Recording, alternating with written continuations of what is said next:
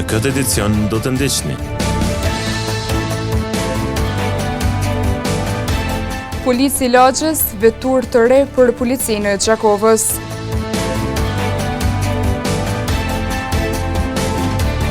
Veturinat të vëllimshme mjaftojnë të largohen nga shtëpia e të lihen në rrugë.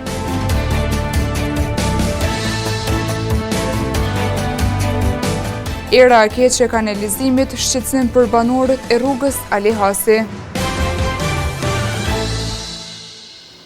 Përshëndetje, po fillojmë edicionin qendror të lajmeve këtu në televizionin Syri. 19 vetura janë dhuruar për projektin Polici Lagjës, i cili po gjen shtrirje në gjithë territorin e Kosovës, edhe në Gjakovë është dhuruar një veturë e tillë. Në kuadër të projektit Polici Lagjës, i cili po shtrihet në të gjithë territorin e Kosovës, janë dhuruar 19 vetura të reja për policinë e Kosovës. Qëllimi i këtij projekti është forcimi i bashkëpunimit dhe komunikimit ndërmjet policisë dhe qytetarëve, si dhe rritja e besueshmërisë dhe transparencës në punën policore. Sipas zyrtarit policor të drejtorisë rajonale në Gjakovë, Kenan Brahimaj, kjo veturë do të kontribuojë drejt për drejt në përmirësimin e efikasitetit të punës së policëve në terren. Drejtoria përgjithshme e Policisë së Kosovës ka bërë shpërndarje në disa vetura në regione të ndryshme policore në Kosovë, gjithashtu edhe stacioni policor i Gjakovës është pajisur me një veturë të tillë. Kjo veturë do të shfrytëzohet nga zyrtarët policor të njësisë së sektorit. Ai shtoi se qëllimi kryesor është rritja e efikasitetit të punës policore dhe forcimi i bashkëpunimit dhe komunikimit me qytetarët. Qëllimi është ngritja e eficiencës së punës së zyrtarëve policor, gjithashtu bashkëpunimi dhe bashkëbisedimi me qytetarët, ngritja e nivelit të këtij bashkëpunimi. Zyrtari Ibrahimaj tha se kjo veturë ka qenë shumë e nevojshme. Ka qenë shumë e nevojshme, pasi që zyrtarët e njësisë së sektorit në stacionin policor të Gjakovës ka qenë të pajisur me një veturë dhe kjo do të jetë ndihmesë policëve të kësaj njësie. Ky projekt pritet të ndikojë në përmirësimin e sigurisë publike dhe në rritjen e bashkëpunimit mes policisë dhe komunitetit. Në rrjetet sociale kanë qarkulluar reagimet që kanë shprehur pakënaqësi për domosdoshmëritë të personave të moshuar, të cilët mund të paraqiten në institucione për të vërtetuar se janë gjallë në mënyrë që të gëzojnë pensionin. Ndërkohë, Ministria e Punës dhe Transfereve ka dalë me një sqarim. Ndjeki materialin në vazhdim. Në rrjetet sociale ka qarkulluar një foto ku shihet një pensionist në gjendje më të rënduar shëndetësore, duke ngjitur shkallët e zyres së pensionistëve me ndihmën e 2 personave të tjerë. Kjo foto ka ngjallur reagime dhe kritika të shumta në të gjitha platformat për mënyrën se si pensionistët detyrohen të shkojnë për të paraqitur në zyret e pensionimit çdo 6 muaj për të lajmëruar të dhënat e tyre, pavarësisht moshës së shtyer. Lidhur me këto përmes një komunikate, Ministria e Financave, Punës dhe Transfereve ka sqaruar se që nga muaji gusht i vitit 2023, Ministria ka lansuar projektin e lajmërimit në shtëpi të pensionistëve përmes ekipeve mobile, që vizitojnë pensionistët në adresën e tyre të banimit, dhe se këto ekipe vizitojnë në shtëpi pensionistët që duhet të lajmërohen çdo 6 muaj, por e kanë të pamundur ta bëjnë këtë në zyrat e pensioneve për shkak të arsyeve shëndetësore. Me qëllim të lehtësimit të procedurave, pensionistët me probleme shëndetësore, si dhe ata mbi moshën 80 vjeçare, mund të dërgojnë kërkesë përmes telefonit ose emailit, dhe ekipi mobil i ministrisë shkon në shtëpi për të realizuar procesin e verifikimit. Kërkesën për ekipe mobile mund ta bëjë vetë pensionisti apo dikush nga familjarët. Mjafton të ofrohen të dhënat e sakta të pensionistit dhe arsyet e kërkesës.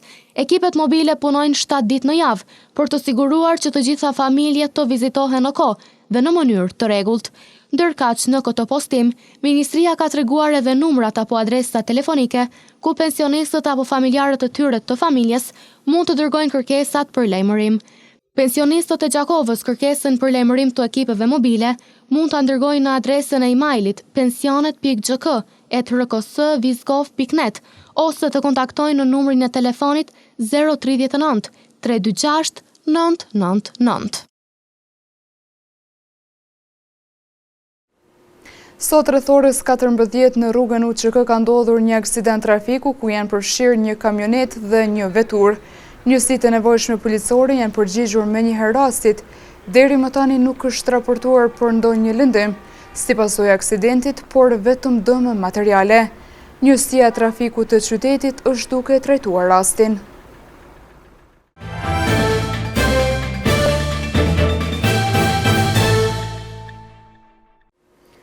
Mbetjet inerte ato të vëllimshme vazhdojnë të jenë prezente në rrugët e qytetit. Qytetarët gjuajnë pajisje të anvisërisë dhe gjësëndë tjera në hapësira të ndryshme, duke mos u kujdesur fare për imazhin e dëmin që mund t'ia shkaktojnë vendit. Edhe pse mediumi ynë ka raportuar disa herë për problemin e hedhjes së mbetjeve inerte e mbeturinave të vëllishme në vendet të paautorizuara, situata vazhdon të jetë e njëjtë edhe sot. Në disa zona të qytetit shihen grumbuj të mëdhenj mbetjesh ndërtimore të vëllimshme e të tjera të cilat janë hedhur pa kujdes. Pavarësisht paralajmërimeve dhe apeleve të vazhdueshme, shumë prej tyre vazhdojnë t'i lënë mbetjet jashtë kontenjerëve apo pranë rrugëve, duke krijuar një pamje të pakëndshme dhe duke ndikuar në ndotjen e mjedisit. Banorët e lagjeve me të prekura shprehen të pakënaqur me këtë gjendje, ndërsa kërkojnë më shumë veprim nga institucionet përgjegjëse për pastrimin dhe kontrollin e zonave publike, si dhe ndëshkimin e personave që shkaktojnë këtë situatë. Gjendja shihet mjaft e rënduar në disa pika të qytetit, ku mbetjet janë shndruar në deponi të vogla të përkohshme, të cilat prishin imazhin e pastërtisë e hapësirës. Mbetimet e problemet e komunitetit dhe sjellim një material që na njeh me shqetësimin e banorëve për erën e keqe të kanalizimit në rrugën Ali Hasi. Ndjekim kronikën. Për problemet me kanalizime kemi raportuar shumë herë si medium, por duket se gjendja nuk po ndryshon. Edhe sot në rrugën Ali Hasi, e njohur si ish rruga Sadik Stavileci, situata paraqitet e njëjtë. Sipas banorëve të zonës, ujërat e zeza kanë shpërthyer sërish, duke përhapur një erë të rëndë bashkë me fekalje në të gjithë hapësirën përreth. Kalimtarët ankohen se aroma e rëndë është bërë e padurueshme, ndërsa rruga është vështirë e kalueshme për shkak të ujërave të ndotura që kanë dalë në sipërfaqe. Gjithmonë sipas banorëve të kësaj zone, kjo situatë po përsëritet shpesh dhe se pavarësisht raportimeve të vazhdueshme, asnjë ekip nga kompania rajonale ujësjellësit Gjakova nuk ka dalë në terren për ta zgjidhur problemin. Sipas tyre, rasti është njoftuar që prej ditës së djeshme, mirëpo deri më tani nuk është ndërmarrë asnjë veprim konkret. Qytetarët kërkojnë reagim urgjent nga institucionet përgjegjëse, duke theksuar se një neglizhencë e tillë mund të sjellë pasoja serioze për shëndetin publik dhe ndotjen e mjedisit. Kursimi i energjisë elektrike është një element i rëndësishëm për qëndrueshmërinë të furnizimit me energji elektrike. Ndonë se në tre ka pafund pajisje të cilat kursejnë energji, ekipi ynë ka siguruar opinionet e disa qytetarëve, nëse ata kursejnë energji gjatë shfrytëzimit të pajisjeve të saj për ngrohje. Kursimi i energjisë elektrike është një element i rëndësishëm për qëndrueshmërinë e furnizimit me energji dhe për uljen e kostove të anvisërisë, veçanërisht gjatë stinës së dimrit kur konsumi rritet ndjeshëm. Ekipi ynë ka pyetur disa qytetarë nëse ata përpiqen të kursejnë energji elektrike gjatë përdorimit të pajisjeve të anvisërisë dhe ngrohjes në dimër. Mirë është gjithë me kursy energjinë se ditë sotit është gjithçka i shtrajt dhe duhet sa ma shumë me kursy rrymën edhe gjona tjera me mujtë me kursy, ama rrymën gjithë që duhet me kursy. Një tjetër qytetar thekson se çmimet të druve dhe energjisë janë rritur aq shumë, sa që kursimi është bërë i pashmangshëm. Saj për këtë rrymës duhet me kursy, por tash dimër, drut, shumë shtrejt, energjia edhe ma lartë, shumë është mirë me kursy, po gjendja e bën pamundshëm me kursy. Ndërkaq një qytetar tjetër e konsideron kursimin e energjisë si pjesë të kulturës shoqërore. Kursimi i energjisë është edhe kulturë. Tek punit ne nuk kemi kapacitetet të mëdha energjetike që më jap lloj vetit me shpenzu në mënyrë paushale. Unë personalisht mundohem që me kursy. Edhe aty ku më i kursej, po jo ndo gjona që në moment i kalu se dimin është. Ne kemi pas në zemër, po për arsye objektive në zemër tash e kemi qkysh se ka ardhur çmime astronomike. Kujtojmë se 21 tetor është dita botërore e kursimit të energjisë, që synon ta ngrisë vetdijen ndaj përdorimit sa më të arsyeshëm të energjisë elektrike, si dhe kursimit të saj. Institucioni shkollor nuk mund t'i zgjidhë të gjitha problemet e fëmijëve të cilët ndodhin në rrugë apo shtëpi, dhe se asnjë mësimdhënës nuk mund të zëvendësojë rolin e prindit në edukimin moral, emocional dhe jetësor në fëmijë. Kështu ka bërë të ditur Zana Kurtishi Rudi, drejtoreshë shkollës Mustafa Bakia në Gjakov, duke ju referuar edhe shumë fenomeneve tjera të cilat janë prezente te moshat e adoleshentëve. Drejtoresha e shkollës Mustafa Bakia, Zana Kurtishi Rudi, ka reaguar në lidhje me një problem që po mbizotron kohëve të fundit në lidhje me përgjegjësitë prindërore dhe ato që mbartin institucionet shkollore. Si një njohëse e teknologjisë, Kurtishi Rudi thotë se problemet si pasojë e përdorimit të teknologjisë në ambientet e shtëpisë nuk mund t'i zgjidhë shkolla si institucion. Zhvillimi i aplikacioneve që ka të bëjë brenda në shtëpi duhet të fillojë me një monitorim nga ana e prindve. Qoftë me instalimin e softwareve të ndryshme që ata monitorojnë fëmijën e vet, dhe më pas, nëse shqetësimi vazhdon dhe bartet tek pjesa e shkollës si pasojë e shtëpisë, atëherë ne mund ta lehtësojmë një çështje të tillë, por nuk mund ta zgjidhim. Zgjidhja i mbetet problemi që ndodh në shtëpi, të zgjidhet bashkë me familjarët, me prindërit, me ata që kujdesen për fëmijët. Në të njëjtën kohë ne kemi praktika shumë të mira në nivel shkolle, ku shohim që ka shamon ngacmime të ndryshme me bashkëmoshatar, qoftë në Snapchat ose kështu me radhë, por ai ngacmim fillon nga shtëpia, sepse në shkollë nuk ka Snapchat. Në shkollë ka tabela smart, ku zhvillohet SchoolMe, zhvillohen abetarja digjitale, zhvillohen aplikacione të ndryshme që fëmijët mësojnë përmes teknologjisë. Ajo bën thirrje që përgjegjësitë prindërore të ndahen nga ato që ka si përgjegjësi stafi i shkollës. Thirrja vetme që unë kam bërë është që secili prej nesh ta ndajë përgjegjësinë, prindërit ta mbajnë përgjegjësinë për fëmijët e tyre me edukimin që i përket jashtë mureve të shkollës, dhe ne si shkollë do të kryejmë të gjitha obligimet tona profesionale të nis prej drejtorisë shkollës, prej psikologut dhe mësuesit që bën një punë të shejtë mësimin e fëmijëve në shkollë. Mes të tjerash, Kurtishi Rudi thotë se problemet e filluara në shtëpi nga përdorimi i teknologjisë të menaxhohen nga prindërit, pasi shkolla nuk është prind. Nxënësja Ergisa Himaj nga shkolla Yll Morina ka marrë detyrën e kryesuesës në asamblen komunale të fëmijëve në Gjakov. Ergisa ka premtuar se do të punojë në mbrojtjen e të drejtave të fëmijëve, promovimin e diversitetit, lirinë e shprehjes dhe gjithëpërfshirjen e fëmijëve në shumë aktivitete.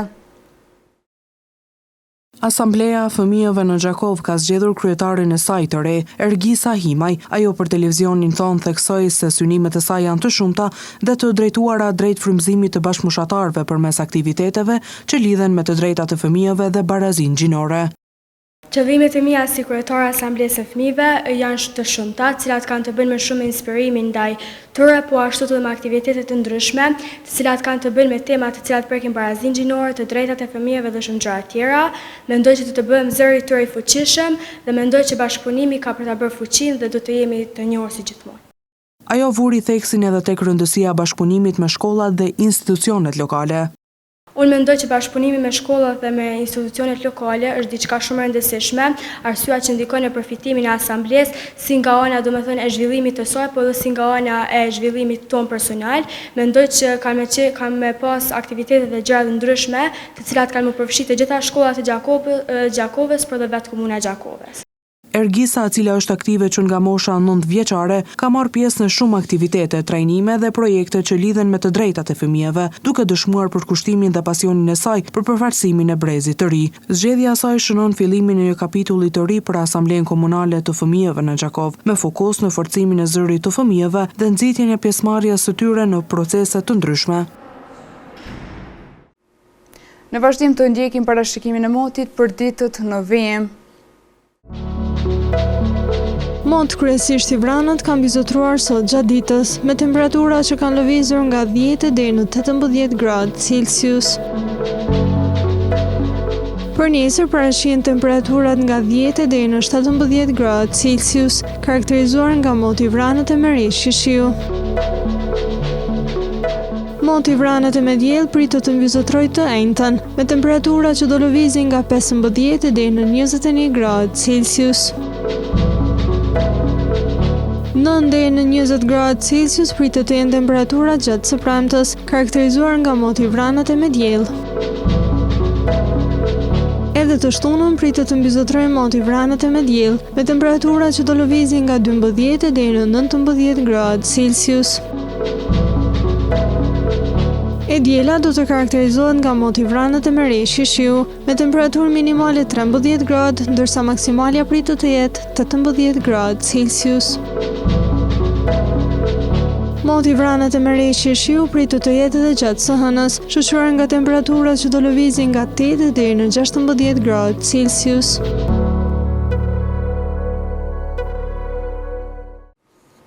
Para se të ndajemi, të ndjekim edhe një herë titujt kryesor të këtij edicioni.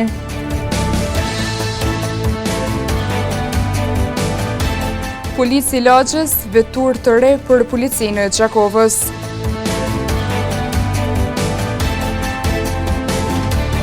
Veturinat të vëllimshme s'mjaftojnë të largohen nga shtëpia e të lihen në rrugë.